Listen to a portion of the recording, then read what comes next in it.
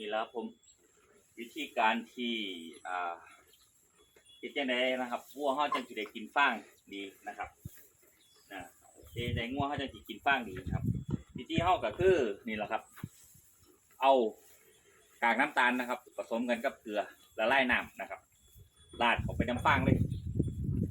ราดเข้าไปน้ำฟางเลยแล้วเขาก็จะกินนะครับนี่ครับตัวอย่างเขาก็กินดีครับเล่มกินนี่แหละครับผมวิธีเฮ็ดให้งัวกินฟางดีลองไปเฮ็ดเบิ่ง